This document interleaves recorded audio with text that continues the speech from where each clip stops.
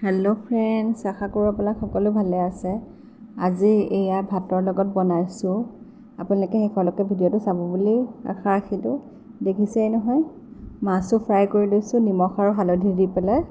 লগতে জিকা গোল গোলকৈ কাটি লোৱা হৈছে, বিলাহীও এনেকৈ কাটি লোৱা হৈছে। আচলতে টেঙা আঞ্জা বুলি ক'লে একেবাৰে ঢেংপানী টেঙা আঞ্জা হ'লে আচলতে খাবলৈ মন নাযায়। অকণমান ডাঠ থপথপীয়া তেনেকুৱা হ'লেহে আচলতে খাব মন যায়। আৰু আচলতে চব্জিটোও বহুত হেল্থৰ কাৰণে ভাল, চব্জিখিনিও পেটত পৰে। এতিয়া মোৰ মচমচীয়াকৈ মাছ ভজাও হৈ গৈছে, ৰঙচুৱাকৈ মাছ। সেই মাছ ভজা তেলত অকণমান যি তেল আছিলে, বহুত আচলতে মই তেল ব্যৱহাৰেই নকৰোঁ। এতিয়া মেথি গুটি দুটামান দি দিছোঁ। মেথি গুটি দুটামান যেতিয়া আচলতে ফুটা হৈ গ'ল, তেতিয়া মই এয়া চব্জিখিনিও দি দিছোঁ। আচলতে মেথি গুটি গোন্ধটো যে ইমানেই সুন্দৰ ওলায় নহয়, যেতিয়া মেথি গুটিখিনি ফুটে আৰু আঞ্জাকণৰ সোৱাদেই অন্য ৰকম হৈ যায়। এতিয়া পিছে জোল বনোৱাহে কথা। আপোনালোকে গৰমকালি বাৰু এনেকৈ বনাই খায়নে? কমেণ্টত জনাবচোন। এনেকৈ খাই যে বিৰাটেই ভাল লাগে।